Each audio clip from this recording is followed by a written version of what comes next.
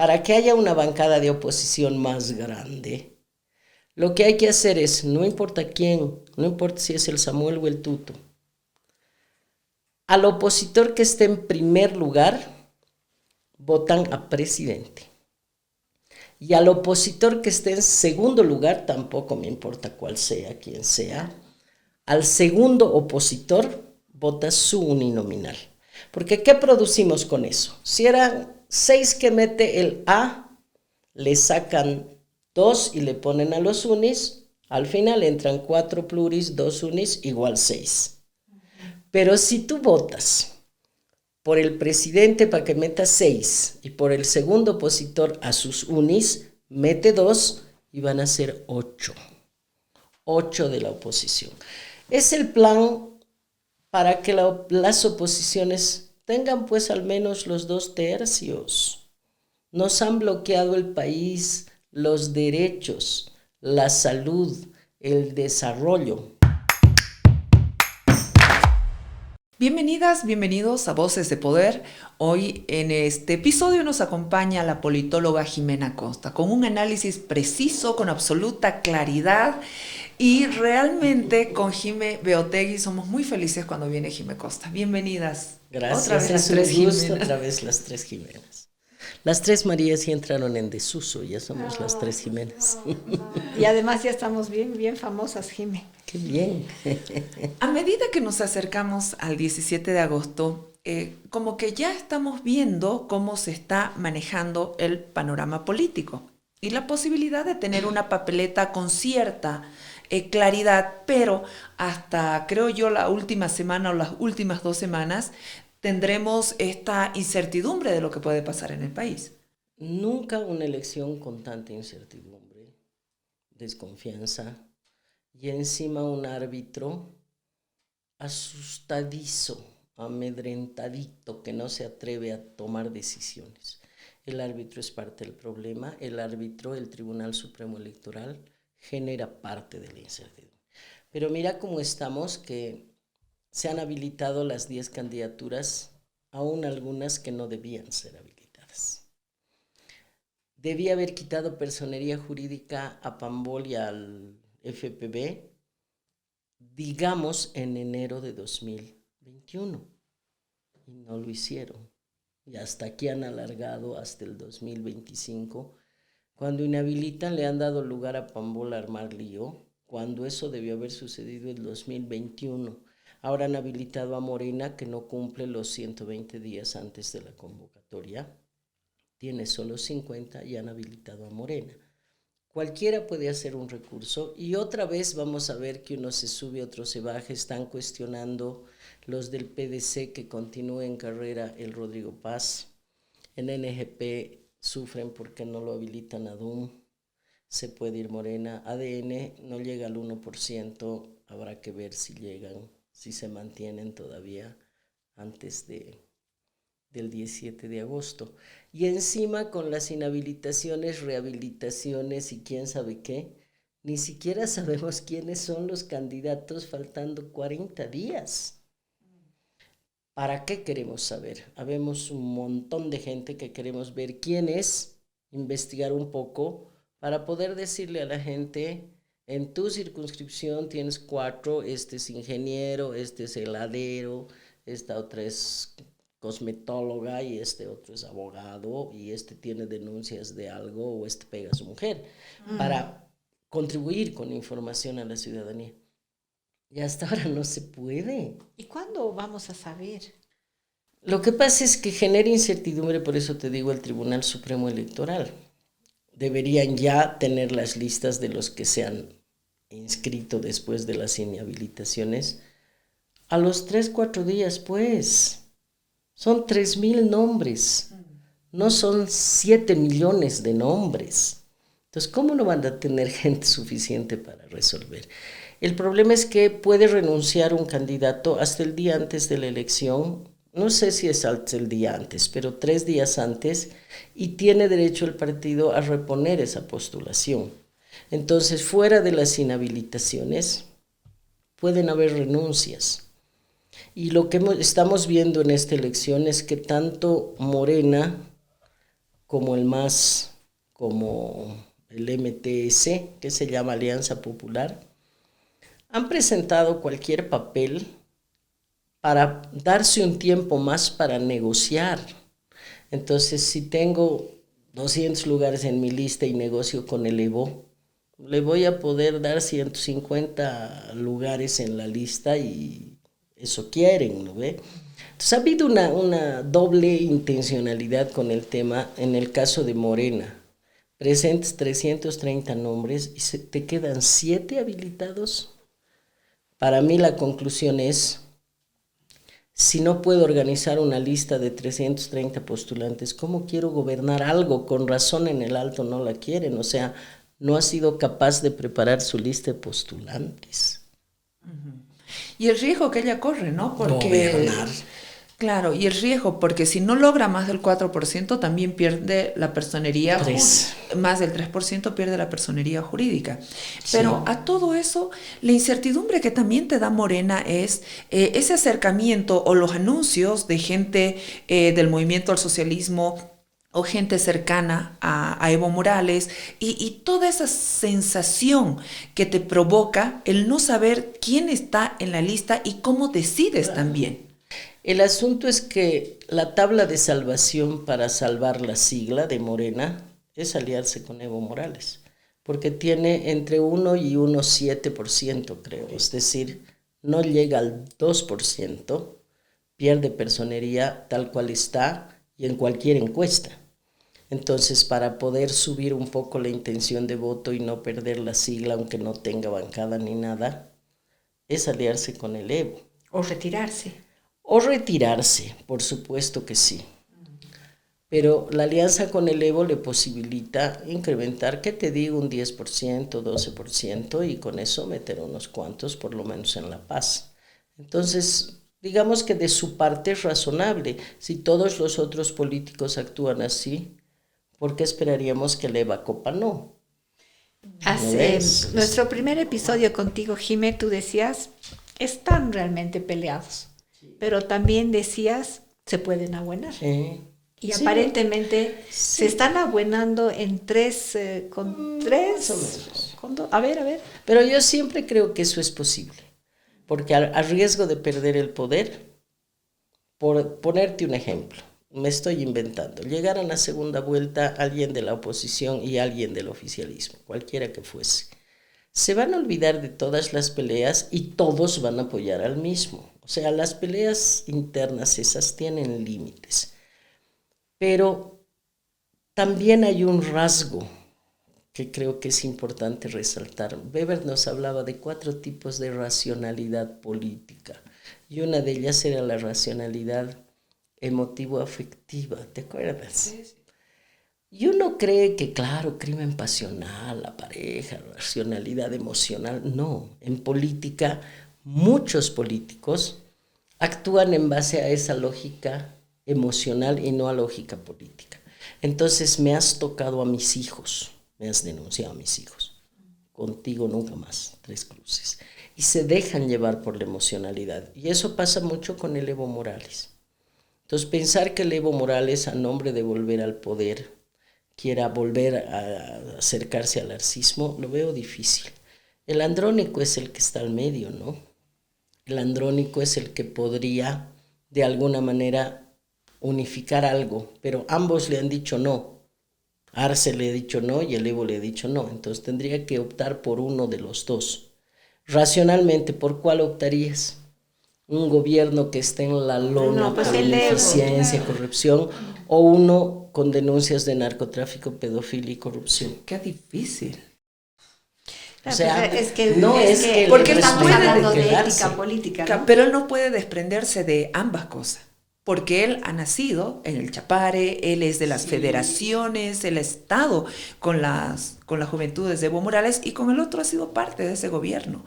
O sea, al final igual viene arrastrando las dos. No sé si ha sido parte del gobierno el andrónico. Pero al haber sido presidente del Senado en todos los 5 años. Claro, es el legislativo. Del Parlamento. Pero además, una cosa te añado. Si soy andrónico y me lío con el Evo, ¿quién tiene el mando? ¿El Evo? El Evo, pues. Entonces sería yo tan gil de aliarme con alguien que siendo el candidato me va a hacer, Claro, así qué me va a difícil. poner en segundo plano. Y encima tiene al Álvaro detrás. El Álvaro, conociendo cómo es el Evo, el hermano Evo, va a promover la incorporación del Evo en la alianza con el Andrónico y el Félix Pazzi para darle el control del proyecto al Evo. No creo. ¿No ve que no? No, pues imposible. Al otro lado, al Castillo o al arcismo le interesaría meter en una alianza al Evo para darle el control de todo, devolverle la sigla, devolverle el control del poder. Ahí lo veo más difícil. ¿No ve? Es más difícil. Entonces, tal cual van las cosas, lo que les conviene, si quieren recuperar algo de posicionalidad, el MAS con Castillo o el Andrónico, tiene que ser sin el Evo. Si la Copa decide ir con el Evo y rescatar ese voto, tiene que ser cediéndole el poder al Evo. Pero como ella no tiene poder, no cede demasiado. Ahora que habrá que preguntarle a don Iván Lima.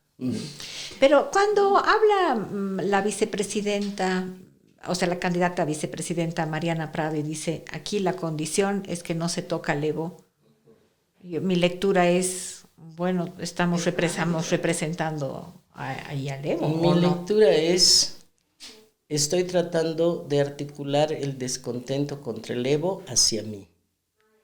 Entonces, no me puedo pelear con el Evo. Al Evo, que es el líder, que es el supremo, no lo vamos a tocar. Listo. ¿Para Pero qué? que una mujer diga es eso el es mensaje a las bases del Evo de con nosotros tienen garantía de que nada le va a pasar al jefazo. Pero no creo que sea él. Queremos estar con el jefazo. No lo creo. Se ha vuelto tóxico el Evo Morales. Claro, a mí la verdad, digo ya desde mi posición más de género y mujer, digo qué duro que una mujer defienda a un jefazo que tiene ya digamos un historial de narcotráfico, pero lo peor de todo es que es un xenofóbico, es un misógino y que además daña a mujeres y niñas, Estupro, ¿no? violación, O sea, es eso así, y que estamos reafirmando eso de que las mujeres somos un objeto y que se puede mercantilizar y que eso puede ser y además no lo toques, ¿no? Claro. O sea, no lo toques, no importa lo que haya hecho, no lo toques, me parece durísimo. Pero lo más durísimo es que hay solo 2 mujeres de 20 candidatos en los binomios, solo 2, y una, según Hugo Moldis, está negociando con Evo Morales, claro. Y la otra le garantiza a Evo Morales que con él no se van a meter. Es decir, lo poco, el 10% de la presencia de mujeres entre los 10 binomios se pone bajo el mando de un hombre con denuncias de pedofilia. O sea, muy, muy complicado. Ahora que estamos viendo este tema del oficialismo ahora, ¿qué papel juega Choquehuanca? Porque el 2020 jugó un papel fundamental. Sí. Con Eva Copa, Choquehuanca también jugó un papel bastante fuerte. Entonces, ¿qué papel juega? ¿O está realmente alejado de todo este movimiento político rumbo a las elecciones? Porque nada raro que la relación de Eva Copa y la posibilidad de un acercamiento con Evo Morales pueda estar por ahí, pero yo no sé en ese lado hasta qué punto están peleados. Del otro lado sí lo sé, pero en ese momento ahí Eva Copa puede olvidarse que Evo Morales le prohibió ser candidata, le negó la sigla para ser candidata a alcaldesa, claro. Le impuso a la NOCA. Le consiguió la sigla Choquehuanca. La de Jayal. ¿No?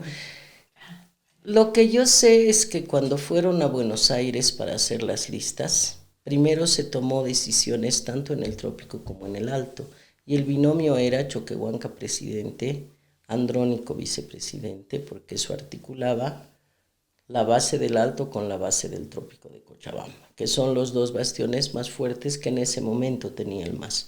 Y cuando llegaron, el dueño del proceso les dijo no, hay que llegar a la clase media y no sé qué, entonces va a ir el Luis Arce y lo puso al Choquehuanca de vice. No se olviden de algo, el que le disputaba el poder a Evo era Arce, pero el que le disputaba el liderazgo del proceso de cambio era Choquehuanca. ¿Cuál es más peligroso? Choquehuanca. Para Evo, porque él con o sin poder sigue queriendo ser el líder. Y si le quitaba el liderazgo a Choquehuanca, no le quedaba nada al Evo. Claro, por eso los últimos 2 años de gobierno de Evo Morales, Choquehuanca se sale del esquema, se sale. Claro. Él estuvo como canciller desde el principio. Claro, desde el pero 2006. nunca le permitió ser más que el canciller. Claro. Pues. Entonces, ¿dónde está ahora? Solo puedo especular, Jimmy, porque no sé dónde está el vicepresidente, está borradito. Pero si puedo especular, ¿se acuerdan de las caricaturas de Pinky y Cerebro? Yo creo que diario se levanta Choquehuanca como Cerebro, en vez de conquistar el mundo, quiere destruirlo a Evo. Yo me imagino que todas las mañanas dice, voy a destruir a Evo. Entonces, si lo está haciendo por una vía, por la otra, por el Andrónico Laiva, que ambos fueron cercanos, fueron los que él cobijó en ese momento de la elección del 2020 para promover la renovación dentro del MAS, que era inteligente de su parte, porque estaba tan desgastada la figura del Evo, incluso internamente, que él podía darle una nueva conducción, obviamente, con él detrás, poniendo él el paraguas, con estos jóvenes que cumplieron un rol interesante. El uno que quedó de vicepresidente en el Trópico en la crisis y la otra que acabó de presidente del Senado de la Asamblea en la sucesión constitucional. Entonces, por supuesto que era un buen plan y ayudaba a salvar su partido y el proceso. Pero eso no lo pudo comprender nunca Evo Morales, ¿no? A estas alturas, yo creo que Choquehuanca es consciente de que él no tiene el voto y el apoyo. De otra manera lo hubieran puesto a él de candidato por el MAS, ¿no? Entonces, estar ahí conspirando. Ahora, yo así más, no soy politóloga y es más la percepción que tengo, ¿no? Nos ha bloqueado el Evo durísimo, ¿no? O sea, donde hemos tenido incremento de precio de la canasta familiar, filas de gasolina. Las filas de gasolina no le vamos a echar la culpa 100% a él, ¿no? Pero se han agudizado, digamos, en esta crisis. Y eso yo creo que tiene un costo político para él. Lo que no logro entender es cómo ese costo político que debería tener, hoy día parecería que se está engranando en estos otros aliados o no aliados que tiene, ¿no? Y más bien yo digo, esto debería ser una lectura más de que se acabó este proceso y que deberían estar buscando más bien con mucho esfuerzo no perder la sigla del MAS, que es una gran probabilidad que la pierdan, y más bien se está reafirmando un país en contra de ellos. O sea que ahorita ellos solo están jugando al salvataje. Primero, no creo que se pierda la sigla, Jimé. Y además, espero que no se pierda. Porque toda esa gente que ha estado estos años alrededor del movimiento al socialismo, nos gusten o no sus prácticas, también tienen derecho a ser representados. Y no van a ser representados ni por el PDC, ni por Unidad, ni por el MDS. Entonces, que exista un mecanismo institucional, un partido político que canalice esas reivindicaciones hacia el Parlamento, democráticamente, es deseable. Por supuesto, pero ahora, eso es el andrónico, ¿no? Veremos, no es que ya no es el MAS, pues. Yeah. Ahora, dejemos de lado la sigla y el asunto este. Conversando con gente que viene del campo o trabaja en pequeños, distantes municipios en las provincias, me dicen lo primero, el bloquear las carreteras y el evitar que lleguen alimentos a las grandes ciudades o el que se incrementen precios, no les afecta, porque ellos producen para el autoconsumo, hasta trueque todavía funciona en algunas ferias el fin de semana. Entonces, no están sintiendo la crisis como se la sienten las ciudades. Y por supuesto que tienen un proceso de adoctrinamiento de casi 20 años. Es una generación que ha crecido con el evismo y los padres que probablemente no les ha cambiado nada la vida, pero aquí simbólicamente sienten que han cambiado las cosas y ya tienen un lugar, han sido incluidos. Derechos, de acuerdo. Entonces, si no te afecta la crisis, no vives en la ciudad, que es alrededor del 70% de la población que vive, no te digo en pequeños municipios de 5.000 habitantes, sino en las grandes ciudades o en las ciudades intermedias. A nosotros nos afecta todo lo que hace Evo Morales. Pero hay un 25-30% de gente que está tan al margen del mercado que no sufre la crisis como nosotros, como tampoco creían en la pandemia, ¿te acuerdas? Es dramática la situación. Entonces, esa gente le dicen, quieren acabar con el Evo. No, el Evo ha sido como un papá y lo siguen apoyando. Lo denuncian de pedofilia. Mentira de beceros. No, porque además para hacerlo caer al líder. Hay una manipulación tremenda con parte de la población. Y esto se acompaña del deterioro de la calidad educativa en el periodo Morales. Mientras peor sea la educación, o no tengas o la sustituyan por adoctrinamiento, tienes población más fácil de manipular. Eso han hecho 20 años. Y el discurso del Evo ha sido, toda la responsabilidad de la crisis es del arcismo. Todo ha hecho el arcismo. Él era mi contador, no sabía nada.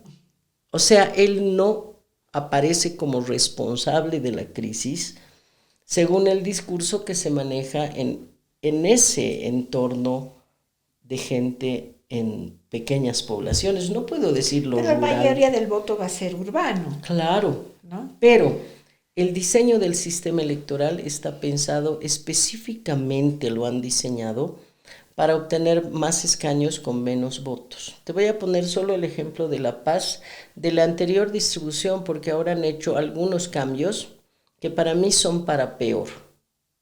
No he podido ver cuánta población aquí o allá, porque el INE no acaba de publicar resultados del censo. Pero ¿qué es lo que pasaba hasta la anterior elección, 2020? El 72% de la población votaba en Provincia Murillo, La Paz y El Alto. Y tenía 8 escaños.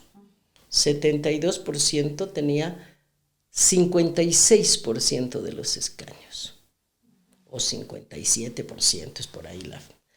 Y el 28% del resto de provincias tenía el 44% de escaños. Esa es la relación, por eso dicen, ay, sobre representación rural. No es urbano-rural. Es capital de departamento, los grandes centros urbanos versus resto de departamento. Entonces, ellos pueden ganar en esa zona un escaño con 30,000 votos. Y en el Alto necesitas 95,000 votos para ganar un escaño. ¿Te das cuenta? Entonces, el diseño del sistema es para darle mayor representación a esa población que a los mismos indígenas que viven en las ciudades, porque a ver, díganme que no viven indígenas con nosotros y son nuestros vecinos y estamos con ellos en el trabajo y en la universidad. Somos igualito de bolivianos y paseños, no importa dónde estés. Cada vez más cerca de las elecciones y como dices, todavía no sabemos quiénes son ya los candidatos plurinominales o uninominales. Pero aquí explícanos lo que ya has estado comentando. ¿Cómo es ese el voto? El voto cruzado, ¿no? Mi plan malintencionado. Lo primero que quisiera decirles es que cuando tú votas, son 2 franjas en la papeleta. Préstame tu libretita. Tú tienes una papeleta muy grande que tienes dividida aquí a la mitad. Arriba votas por el candidato a presidente y abajo por el candidato uninominal en tu circunscripción. Entonces, lo primero que debo decirles, cuando votan en la franja de arriba por presidente, por cualquiera que sea, depende en qué departamento estás eligiendo en Pando a 7, 8, 9 personas. Presidente, vicepresidente, 4 senadores y 2 pluris, ¿no? Si es en La Paz, estás eligiendo a 20 personas solo con marcar voto a presidente. Está el presidente, vicepresidente, 4 senadores, 14 diputados plurinominales, que no llegan todos, depende del porcentaje, claro. Pero al marcar en la franja de arriba a candidato presidencial, no están votando solo por el caudillo. Esta cámara es, ¿no ve? Están votando por una larga lista cerrada y bloqueada de gente que ustedes ni saben quiénes son. Tienen la obligación de averiguar, estimados ciudadanos, porque por no averiguar han llegado hasta violadores de niñas a la Asamblea Legislativa, loteadores, estafadores, golpeadores, lo que te imagines. ¿Por qué? Porque nosotros votamos pensando en la cara del caudillo presidencial y te olvidaste que detrás hay una lista. Se llaman pluris, los diputados. Esos entran con el voto a presidente. Entonces, si ese candidato X, no importa cuál, digamos que gana 32% y con eso tiene 6 diputados pluris. Si además en ese mismo departamento ha ganado 2 uninominales, le van a quitar 2 pluris para que entren sus 2 unis. Uni mata pluri, se dice en la asamblea, ya sabemos, uni mata pluri. Cuando ha llegado un uni, van a bajar de la lista al último pluri y entre el uni. Ah, ok. Entonces, para que haya una bancada de oposición más grande, lo que hay que hacer es, no importa quién, no importa si es el Samuel o el Tuto, al opositor que esté en primer lugar, votan a presidente. Y al opositor que esté en segundo lugar, tampoco me importa cuál sea, quién sea, al segundo opositor vota su uninominal. Porque ¿qué producimos con eso? Si eran 6 que mete el A, le sacan 2 y le ponen a los unis, al final entran 4 pluris, 2 unis, igual 6. Pero si tú votas por el presidente para que meta 6 y por el segundo opositor a sus unis, mete 2 y van a ser 8. 8 de la oposición. Es el plan para que las oposiciones tengan pues al menos los 2/3. Nos han bloqueado el país, los derechos, la salud, el desarrollo con los 2/3. Yo creo que los partidos democráticos los van a usar mejor, porque si el MAS tiene más de 1/3 de voto, va a bloquear todo igual. Entonces, pues hagamos el intento votando inteligentemente. Ojalá hayan puesto buenos candidatos uninominales. Claro, porque la hegemonía es lo que más daño nos ha hecho, ¿no? Pero si gana, si ahorita está ganando, más bien, la oposición parece, por los sondeos, encuestas, que está ganando. Dejan de ser opositores para volverse en una nueva configuración también de la asamblea. Entonces, esta tu lectura también generaría un mejor escenario para promover acuerdos. Exactamente. Ya. Pero además hay departamentos donde ya los 2 opositores, Tuto y Samuel y Tuto, no importa el orden, para mí es absolutamente intrascendente el orden, están ya con más del 50% de intención de voto.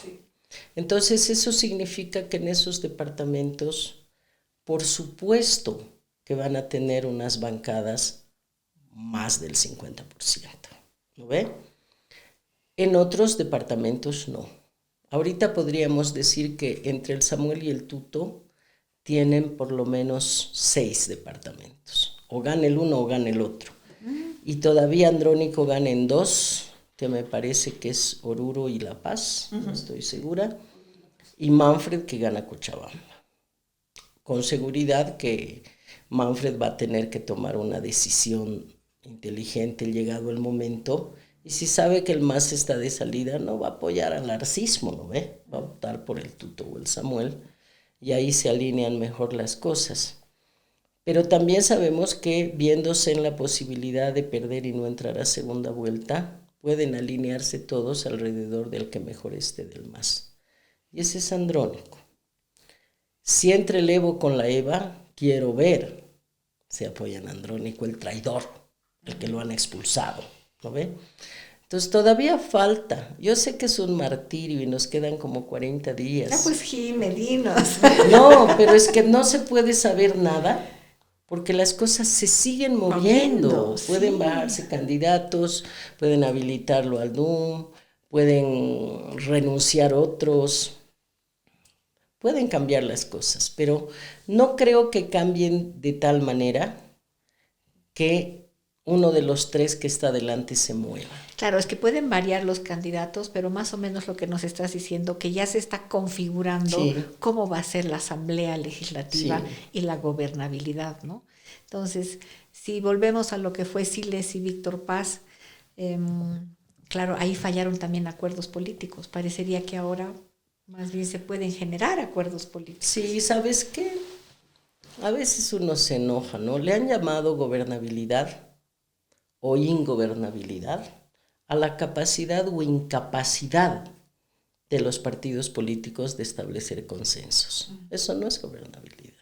Gobernabilidad es cuando entran una cantidad de demandas al sistema político de tal manera que el sistema les puede dar respuesta dentro de un plazo razonable. Entonces viene un conflicto y piden algo y antes que se vuelva grave el conflicto, el Estado puede dar una respuesta y se vuelve un proceso de retroalimentación permanente, ¿no?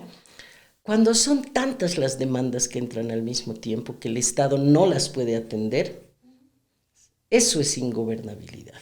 La gobernabilidad o ingobernabilidad tiene que ver con la capacidad del Estado de atender las demandas y necesidades de la sociedad. Y le han llamado gobernabilidad parlamentaria, no sé qué, a la incapacidad, por no decir una palabrota en tu programa, de estos infames que han puesto los intereses de sus partidos o de sus personas por encima del interés nacional. Ahora, si tuvieran más de la mitad de los escaños, el Tuto y el Samuel Tuto, no importa cuál, y vuelven a repetir esa lógica de no ponerse de acuerdo por intereses, se van a acabar de hundir junto con el Evo y el Arce. Porque sabes que la gente está harta de esa práctica política, incluyéndote a ti y aquí al amigo que maneja la cama, y al que nos está viendo y a la que nos está viendo. Además, la expectativa es la muy gente grande está ahorita, cansada, ¿no? de que prioricen los intereses partidarios por encima del interés nacional. Si el Samuel y el Tuto no reciben claramente ese mensaje, no merecen gobernar este país. Lo que pasa es que yo creo que es más, son intereses personales. Acá vemos una campaña de egos muy alta, porque a diferencia de los 90, donde había la democracia pactada, eran partidos políticos los que estaban detrás de una figura, caudillos, lo que tú quieras, pero eran partidos políticos. Ahorita, ¿qué tienes? O la hipótesis planteada con Jorge Tejerina en Cadena A el domingo, lo que está haciendo el Tuto al no pactar con el Samuel y seguir los dos es evitar que el Andrónico entre en la segunda vuelta. Y si es así, si ese es el plan, allá, me encanta, me anoto, los voy a apoyar incondicionalmente. Pero no, yo pienso ahí que es también que Andrónico y todos los problemas que tienen en el masismo ha arrancado tarde su campaña, no se define. ¿Cuándo lo van? O sea, ¿cuándo ha arrancado? ¿Hace 2 días, 3 días? Va a subir, eso sabemos, ¿no? Cuando ya hayan definiciones finales, yo creo que hay gente que apoya al Evo, que está esperando para ver dónde se va su bancada. Pero también creo que hay un porcentaje importante de gente de la oposición, de las oposiciones, que no tiene un partido. Igual le da igual si es el Tuto o el Samuel. Lo que quiere es que el MAS ya no llegue. El cambio al voto. Entonces está esperando para ver si va a votar por el Samuel o por el Tuto. Y por eso cuando le preguntan dice... El que esté más arriba, dice la gente, ¿no? ¿Ves? Entonces, ahí va a subir un poco el voto del Samuel y el Tuto, y por el otro lado subirá el voto del MAS. No sé si es el del Andrónico o sube un poco la EVA o el del Castillo. Los empleados públicos los obligan a votar por el Castillo. Pero tal cual van las cosas, el martirio se extiende hasta la segunda vuelta, porque no va a haber nadie que gane en primera vuelta. Como van las cosas ahora, con las últimas 3 encuestas que han salido. Hacer análisis político racional en nuestro país es una ilusión, porque no actúan racionalmente la mayoría de los actores. Entonces, las cosas que ahorita uno está diciendo pueden cambiar radicalmente mañana, porque deciden abonarse todos y bajan los otros, renuncian. Pero como van las cosas hasta aquí, 40 días antes de la elección, tendríamos segunda vuelta. Y Indecisos, la tendencia Jimé. es que sea entre Samuel y tú. Indecisos, ¿dónde van? Se reparten. No es verdad que todos los indecisos van a un solo lugar. Indeciso es también el que no sabe si es Samuel o Tuto. Claro. Yo soy indecisa. Yo voy a votar por el que esté adelante y voy a votar por el uninominal del segundo opositor. No sé quién será el candidato, porque este momento es un momento de preservar no solo la democracia, la república, sino de preservar un sistema de valores que impida que la crisis de valores, la mediocrización, la corrupción que ha promovido el MAS durante 20 años, continúe para llevarnos a un escenario aún peor. Lo que ha pasado en Lagunillas, que haya población que antes era campesina y ahora cultiva marihuana y que cambia kilos de pasta base de cocaína con autos chutos en la frontera, sea capaz no solo de asesinar, sino de hacer volar con una dinamita en la barriga a un ser humano. Ay, no. Que no haya posibilidad de que la policía o las Fuerzas Armadas o un fiscal se asiente en Chapare o Carrasco porque tiene que autorizar el Evo quien entra al territorio.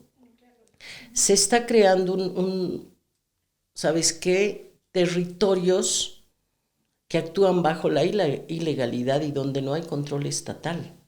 Si no cambiamos de gobierno, porque eso no lo va a cambiar ningún gobierno del MAS, ellos lo han dejado estar, no sé si lo han impulsado expresamente, pero lo han dejado estar, que avance si se dedican. En un discurso en Los Yungas, Evo Morales en alguna oportunidad dijo, plántense su cafecito, si quieren plantar otra cosa, ya verán, pero no se hagan agarrar. Está grabado, lo ha dicho el Evo. ¿Qué te estoy diciendo? No ha habido control de precursores. Ellos han, ¿cómo se dice? Prohijado, ellos han alimentado esas prácticas ilegales, corruptas, la minería que contamina, todo eso que además está calando el sistema de valores de la sociedad boliviana. ¿Dónde está el tema de la familia, del respeto, de no vas a entregar a tu hijita a cambio de un minibús para que la viole un viejo, ¿no ve? Toda esa crisis ha sido fomentada por el MAS, por las prácticas, no será de todos, pero de muchos de sus dirigentes.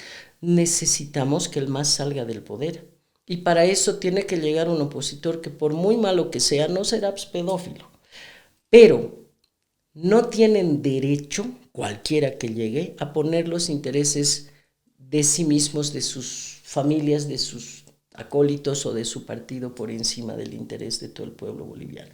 Las FARC han dañado a Colombia 50 años de la manera que no se imaginan ustedes. Acuérdense el Sendero Luminoso en el Perú, que vamos a dejar que hayan grupos terroristas operando. Eso está en juego en esta elección. Por eso tenemos que cuidar que al menos estos dos señores, el Tuto y el Samuel, han tenido el coraje de quedarse a hacer política en el país. Y que tienen coincidencias finalmente, ¿no? Ahora, yo pienso, ya inclusive como empresaria privada, digo, ¿no? O sea, necesitamos solucionar la crisis económica. Es la primera agenda, ¿no? Déficit fiscal, tipo de cambio, inflación sobre todo.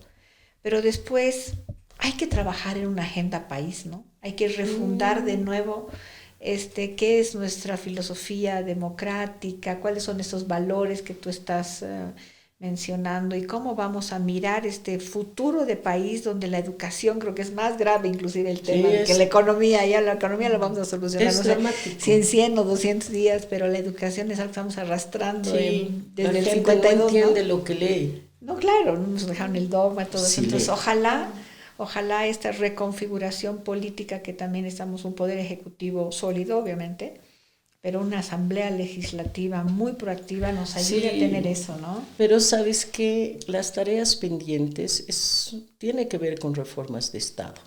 No es un tema de cosmética, de pongo una ley, saco la otra, abrogo, amplío la base, cambio el impuesto.